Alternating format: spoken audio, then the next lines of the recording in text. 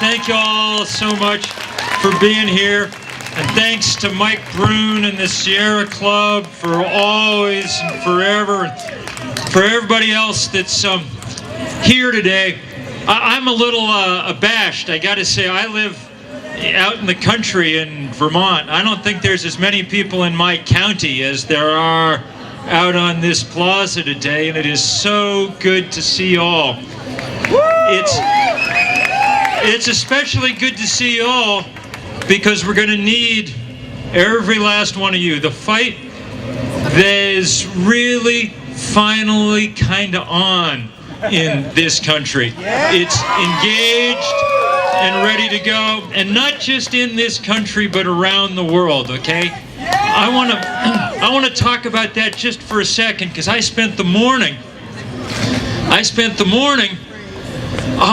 hunched over the laptop watching pictures roll in from 3,000 or 4,000 or 5,000 rallies like this all over the planet.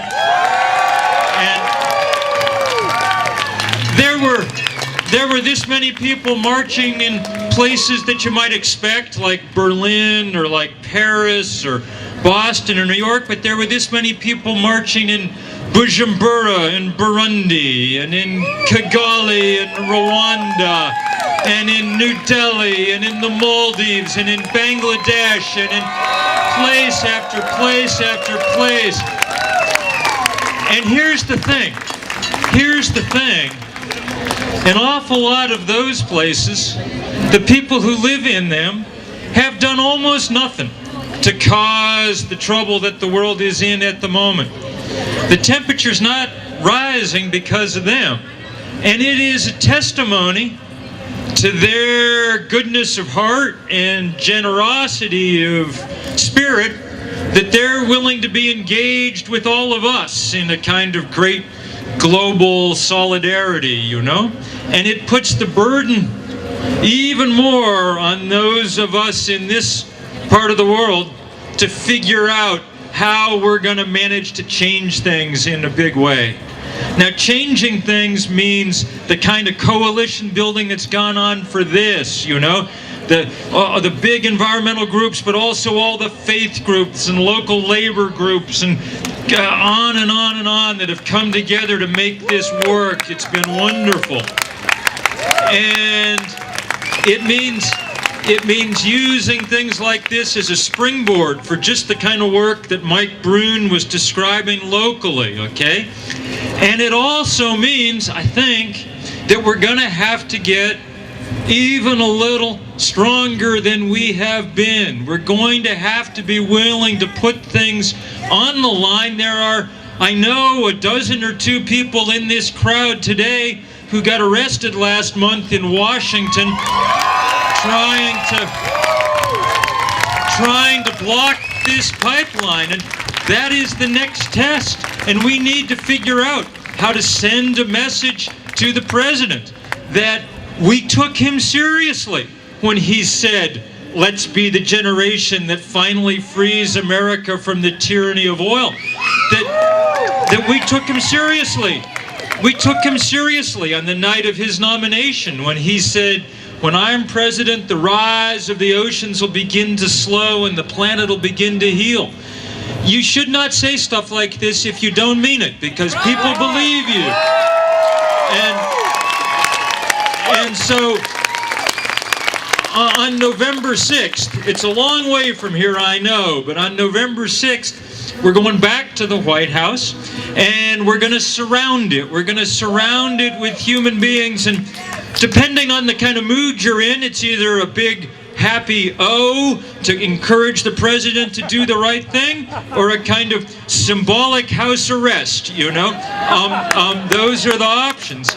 And we need, since he has the power himself to stop this pipeline, for him to do it. Yeah. We need all of our leaders who have power and responsibility, like the people we've been hearing today, to step up and do the right thing. We are at a critical moment in the Bay Area. We have legislation in Sacramento that gives us the power to change the way that we spend our money for transportation in California. Now, you know, we talk a lot about polar bears, and we talk a lot about the ice caps. But let me just say something really simple. Global warming is bad for people. It is bad for people here in the United States, people around the world, and people in the Bay Area. Bad air leads to asthma. It leads to all of the challenges that we have around allergies. We have huge problems with extreme weather, hurricanes, floods. 7,000 people died in Pakistan last year.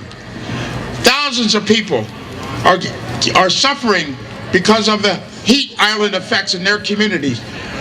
Climate change, global warming is bad for people. It's bad for us at home. It is bad for us. It's bad for public health. But let me say this, and I want to reiterate what Bill McKibben said. Global warming is a climate justice issue.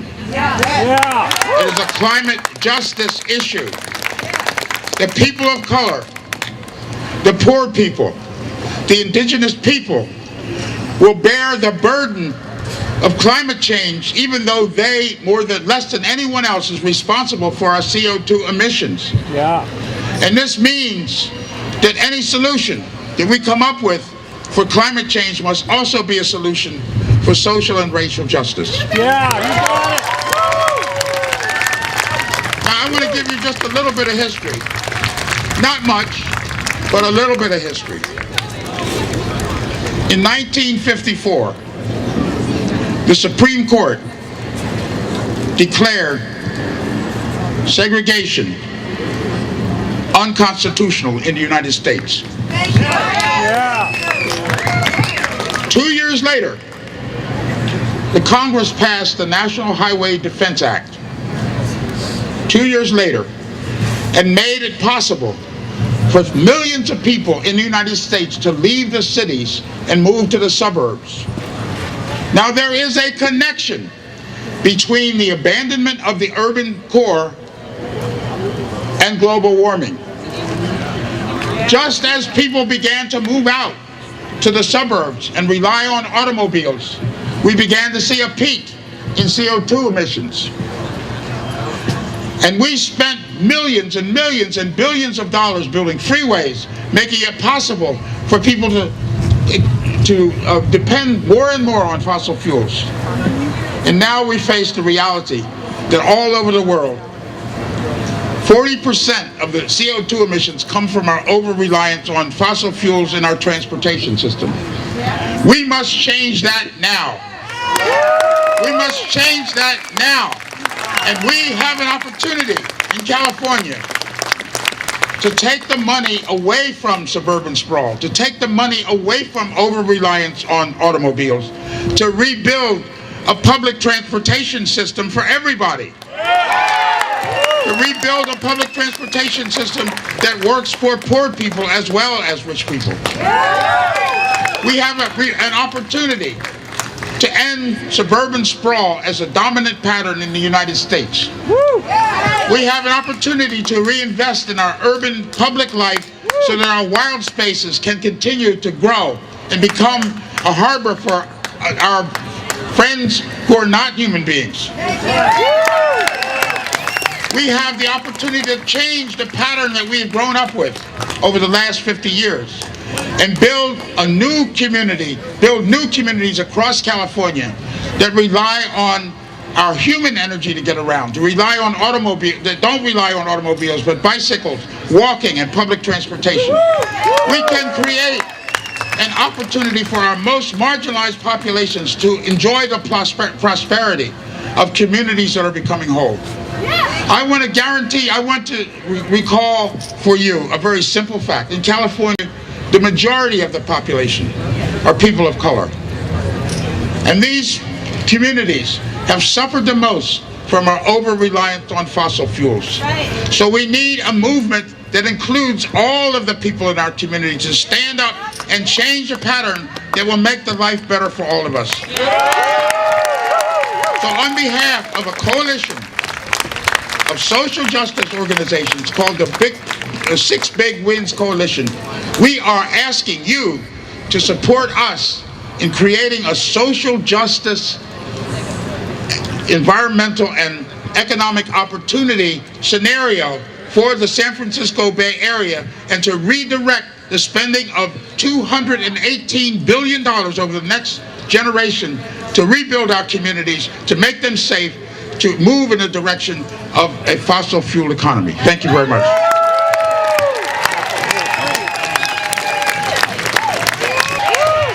We in the city of Richmond have the second largest oil refinery, the Chevron Richmond Oil Refinery in the state, in the backyard of our city. And we have waged battle against Chevron, and we have won on many, many, many fronts. We had a flawed environmental impact report brought forward to the City Council to approve an expansion of the refinery, and a previous City Council, in its majority, supported that flawed EIR. I was in the minority who did not support it, and environmental groups like Communities for a Better Environment and others took that flawed EIR to the courts and won. And so those of us on the council, and now we have a new city council who has shown that they are far more progressive. We are far more progressive. So those of us who voted against that flawed EIR were certainly vindicated, as were the hundreds and hundreds of community members who came to city council hearings to talk against that EIR and say, we do not want dirtier, heavier crude processed at the Richmond Chevron refinery. So that was one victory. We've also waged battle and gotten $114 million in additional taxes from Chevron over the next 15 years.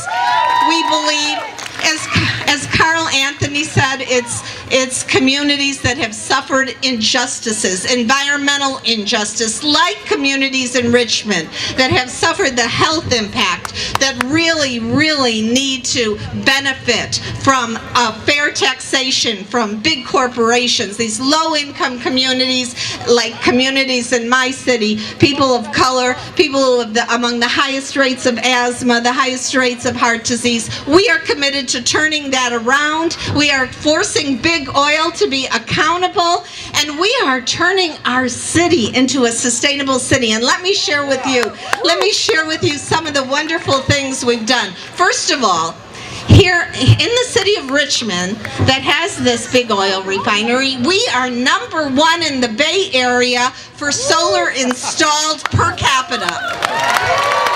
So we are so proud of that. We have a model green job training program. We are one of the first cities to have a climate change element in our general plan. We have a state-of-the-art public health element in our general plan, and we have applied, and we expect to get millions of dollars from the EPA for implementing that general plan. And we have so many great ideas, a citywide bike plan, and we're going to be opening up a wonderful community bike lounge in our downtown with all kinds of bike services. So all of you who rode your bike and show that we can really move away from this horrendous climate change that threatens us all. We are in solidarity with you in the city of Richmond. We have a greenway down the center of the city with community gardens. The greenway it's a pedestrian and bike greenway. We have a goal of growing 5% of our food in the city of Richmond. So we know that that's what sustainability is all about. We've banned styrofoam. We're in the process of banning plastic bags. We did a resolution to support 350 ppm in the atmosphere so we can really, really reverse climate change. And we've got a new resolution coming up that is showing how much we are moving forward in terms of climate action plan and clean air, and how much commitment we, the people of Richmond, the people I represent, support all this. We are just showing, we're an official green city. We're showing that a city that's not so small, it's big enough to really be an urban environment, with all the problems attached to it, but we're small enough to galvanize the community together and really make change and be a model city as a result of it. So it's for that reason that we think we have something to offer bigger cities to see what's happening. So please, listen and search out what's happening in Richmond. Come visit us in our 40 green businesses and our green job training program, and let's keep the pressure on getting out of these wars for oil for companies like Chevron. We need that money. We need that money that goes to those wars to come into cities like Richmond, to come into cities like San Francisco, to help cities, to help communities that have suffered from social injustice, racial injustice, environmental injustice, and we will succeed. Thank you all. Bye-bye.